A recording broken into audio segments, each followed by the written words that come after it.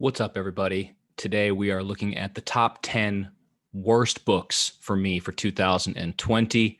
Usually my videos are more about book reviews, but this one's going to be a little bit ranty as these books struck a chord with me, not usually a good one, ranging anywhere from mild distaste all the way to almost borderline physically ill. So let's get started at the bottom of the list and work our way up to my most hated book of 2020. Coming in at number 10 is a tie between Jim Butcher's Stormfront and Bernard Cornwell's The Winter King. These books both scored a 6.5 overall, and they were both very disappointing to me for different reasons. Although they did have one similarity in that I had high expectations for both of them. First of all, Stormfront by Jim Butcher is the first book in the Dresden Files, which I always hear people talking about how great the Dresden Files are. So good. And I read the book and I just thought, there was nothing about it that was good. It was pretty average to below average across the board. The writing wasn't great. The characters aren't great. Damsels in distress everywhere. I'm rolling my eyes. Nothing really original about it. Now, I have heard that the books get better and better and better, so I haven't completely given up yet, but I was very much underwhelmed with the first book. And similar, Bernard Cornwell's The Winter King. I really like historical fiction. It's one of my favorite genres outside of sci-fi and fantasy. And Bernard Cornwell is regarded as one of the best writers in historical fiction. So I thought I would really, really like this. Plus, it's about King Arthur, which I always found a really fascinating story anyways. And I don't know, it didn't vibe with me at all the way it was written. I couldn't quite understand what it was going for, if it was trying to go for gritty realism or if it was trying to go for the surreal sort of magic vibe. It just didn't quite make sense to me. And I didn't like the characters very much. Yeah, I just found it to be very, very overwhelming. I do have more Cornwell books, so similar to Butcher. I haven't given up on them yet, but these two were pretty disappointing for me. At number 9 on my list, coming in with a score of 6.3, was The Black Company by Glenn Cook. This is an audiobook that I listened to. Again, another book that I really thought that I would like, and maybe the expectations brought it down. But I found the writing to be borderline cringy. The characters were, I don't know, it was just a little bit too on the nose, everything for me. And even though as a writer, you're supposed to show, don't tell, I found that this book didn't really tell you much of anything. And it was quite confusing for a lot of it. The idea of having a mercenary company, it's really dark, grimdark kind of fantasy, going around in a war-like setting, that sounds really interesting to me. So again, it had so many things that I normally like that I would usually look for, and none of them worked that well. So another disappointing book, The Black Company by Glenn Cook. At number 8 is another audiobook. There's going to be quite a few audiobooks on here. Is The Theory of Everything by Stephen Hawking, which also scored a 6.3 overall. Now, I love Stephen Hawking. I wrote a book report on him in like the 7th grade. He was like one of my heroes, but I'm just not that smart with science. And unfortunately for me, even though this book is dumbed down, I'm still at a dumber level than even where it was dumbed down to. The first half of the book, I think, was really, really interesting when they were talking about black holes and how the universe started and all these sort of ideas that I can kind of wrap my head around. But once he started getting into thermodynamics and string theory, I just unraveled. Get it? Okay. At number 7 is another audiobook, The Fall of Gandalf by Christopher Tolkien, which also scored a 6.3 overall. Otherwise known as the fall of anything Tolkien related that's not The Lord of the Rings or The Hobbit for me. I love The Lord of the Rings. It's my favorite book series ever. I've read them 3 times. It was one of the first things I read that really got me into reading. I revisit them every 10 years or so. They're perfect for me. And yet, whenever I've tried to sort of dabble my toe into Tolkien's other stuff, like anything, the Silmarillion or this or any of the other books that sort of his son built out of Tolkien's leftover notes. I just don't particularly like any of them. So while I do consider myself an ardent Lord of the Rings fan, these books just never work for me. I'm not really that interested in hearing about how Tolkien wrote his notes and how people's names changed over 10 years before it was published, or that backstory doesn't really do much for me. And there are like interesting bits in here, but there's not enough to really make a coherent story out of it, which is probably why it was never published as one until Christopher Tolkien took up that work. So, yeah, I'm pretty much throwing in the towel. I'm waving the white flag on anything that's not the Lord of the Rings or the Hobbit. I'm sorry, it's just not going to work for me. At number 6, another audiobook, The Art of War by Sun Tzu. I guess businessmen and stuff say this is cool. Learn how to conquer your enemy and all that stuff. I don't particularly care about business. I'm definitely not going to be a general anytime soon. So I don't know. I just guess I was wondering why I was listening to this book while I was listening to it. What is the point of this?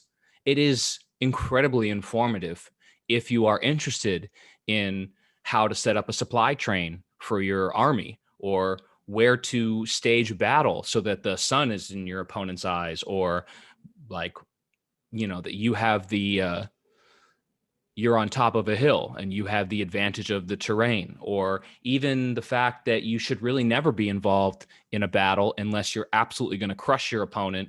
And, to get there, you should really just lie and cheat and steal and just not fight if you can get away with it. Yeah, sure. Okay, great. All really valid, interesting points for that world that he was inhabiting. But for my world, I don't know. It just didn't do much for me. And that brings us to a very similar complaint, book number 5 on my list, A Book of Five Rings by Miyamoto Musashi. And this got a 5.7 for me overall. Again, it is like very specifically outlining how to be a samurai warrior. And this is one of those books that like people just talk about how cool it is. Everyone talks about how cool it is. Everyone has a copy of it. And I don't know, it's just not that cool, I don't think. And maybe I'm going to get hated on for this, but I'm not going to be a samurai anytime soon. This does not help me in any way, shape, or form.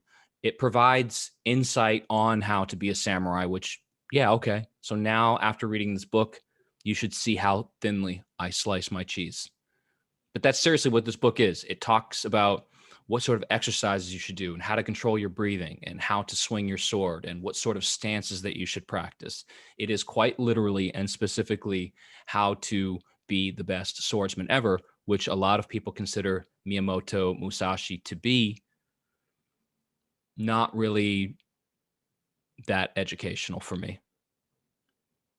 Coming in at number 4, finally back to hard copies, is Pale Fire by Vladimir Nabokov. And this got a 4.8 overall. And whew, this book was like an amazing first date. And then you find out that she actually has a boyfriend and that her boyfriend has kids, and one of his kids is your sister. Like, it just falls apart very, very quickly. I'm not going to lie. The first maybe 20, 30, 40, 50 pages of this book, I was enthralled. I was fascinated. I've never seen somebody wield words the way Nabokov does at the start of this book. I mean, there are some glorious passages, and I was utterly impressed with his writing. But then for the next 2/3 of the book, it completely lost me. Oh God, I don't even know how to explain it because it's so above my head. It's so over my head. It's like him breaking down a poem of another person, but then you find out at the end that maybe they're the same person, or maybe he's just hallucinating, or maybe, I don't know, and I don't really want to know. What I do know is that after the initial excitement from his writing, it just wore me down. And by the end of the book, I was skimming. Skimming is like, it's very, very difficult for me to do not finish a book. I have to literally hate a book for me to not finish it, but it goes in stages. Like normally I just read like I normally read, and then if I really don't like a book, I start to skim. I start to skim really quickly so that I can just get through it, push through it and finish it. And then if I can't even do that, if I hate it so much that skimming is not even an option, that's where I get to do not finish. So I didn't actually not finish this book. I just skimmed incredibly rapidly through the second half of this book. It did not appeal to me. I mean, just look at the cover. Does that look interesting to you? A dude with a phone and a stack of papers? This tells you everything you need to know about this book. If you look at that and you're like, "Oh, wow, interesting," then go ahead and read it and don't say I didn't warn you. Okay. Moving on to number 3, the top 3 worst books I read in 2020. This one's not going to get me a lot of friends either. Ian M. Banks, Against a Dark Background. Ian M. Banks, of course, the famous author of the Culture series, which now I don't know if I'm ever going to check out because I had such a bad experience with this one. A very, very highly regarded British science fiction, hard science fiction author. I don't want to say I hated this book, but goodness, it was close. It got a 4 overall. I didn't understand the story. I didn't want to understand the story. The characters weren't likable, not even really memorable. I guess there's a couple of cool themes, like there's a church of people who hate God, I think, or don't believe in him, and that's how they celebrate him, is by not believing in him. But honestly, I've blocked out most of this book already because, again, I was skimming for a lot of it. I just didn't like anything. I will say that the start of this book was so promising as well. I really, really liked the prologue. It got my attention, and then just from there, it was just a nosedive into the side of a mountain. Didn't like anything about it. And yeah, I know that a lot of people probably won't agree with this take because Ian M. Banks is very respected in the field, but this book just did not do it for me at all. Okay, moving on to number 2, Pedagogy of the Oppressed by Paulo Freire. I was oppressed reading this. I need to write The Oppression of Pedagogy of the Oppressed. This is not a book, first of all. Let me just say that right away. I don't believe you that you wrote a book. This is not a book. This is a research paper that's like 130 pages long. This should be in a peer-reviewed journal. It should not be a book. Nobody that thinks that this is a book should be tricked into reading this like I was. Of course, it has to do with education, and it's highly acclaimed. So I was like, all right, well, maybe I'll learn something. Yes, I learned I'm never going to subject myself to reading a book like this again. It's borderline impossible to understand. And look, if you're a smarter person than me and you're like, what are you talking about? I understood everything he said. Well, I'm really happy for you. I'm so happy for you. But for a normal human being like me, this is not understandable. And it's borderline torturous to have to read it. Just listen to this description of chapter 4.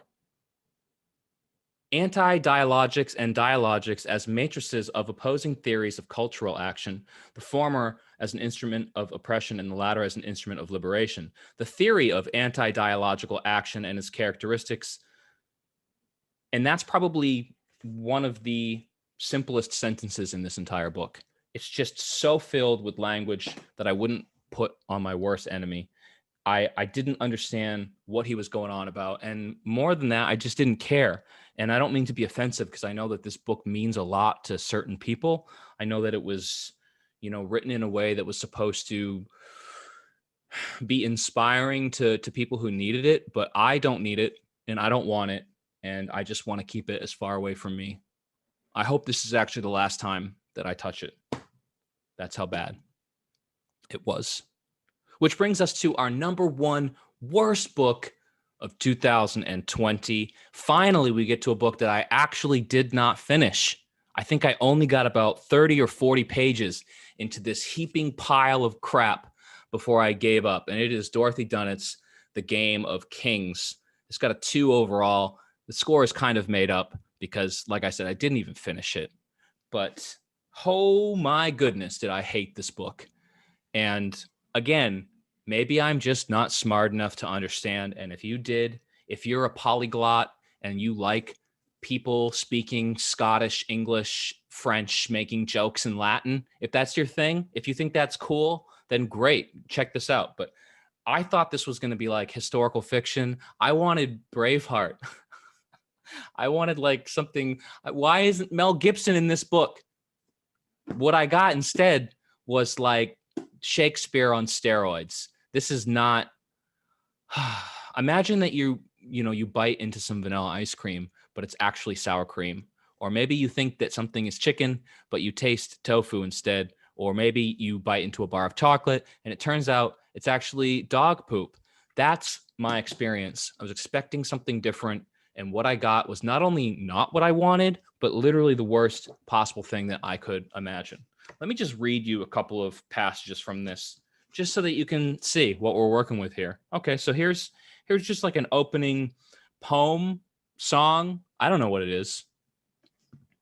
This is literally the first page. First of ye cheeker shall be Mikion made, and sign after if ye proper moving of every man in order to his king. And as the chicker showus us yes forne richt, so it may the Kenrick and the crown, the world, and all that is therein, softly the checker mayan figure signify. Does that sound fun? Does that sound fun to you? Wait, I got more. Let's meet our hero. Let's meet our hero, Lyman, whatever his name is. Oh my goodness. So here he is, just being charming, I guess, is what he's doing. As my lady of Suffolk saith, said Lyman gently, God is a marvelous man. Eyes of cornflower blue rested thoughtfully on Sir Wat. I had fallen behind with the gossip. Nouvelle amour, nouvelle affection, nouvelle fleur parmi la herbe, nouvelle. Tell Richard his bride has yet to meet her brother-in-law, her sea cat, her sea scorpion, beautiful in the breeding season. What a pity you didn't wear your swords. Did that make any sense to you? Because that is a person speaking Scottish, English, making jokes in French, and Latin is coming later. So just know, I wish that I had someone that I hated that I could give this book to for Christmas, because that's how I feel about it. It was just awful. So there you have it. That is my worst 10 reads from 2020. I have finally completed all of my lists, so I can go back to just normal book reviews. Let me know if you read any of these books, if you had a different feeling than me, or even I would love to hear from you, just even your worst book of 2020. It would be great to not only get book recommendations, but also get recommendations for books to avoid. So that's it for today. Hope you enjoyed the video, and I'll see you next time on Rants and Reviews.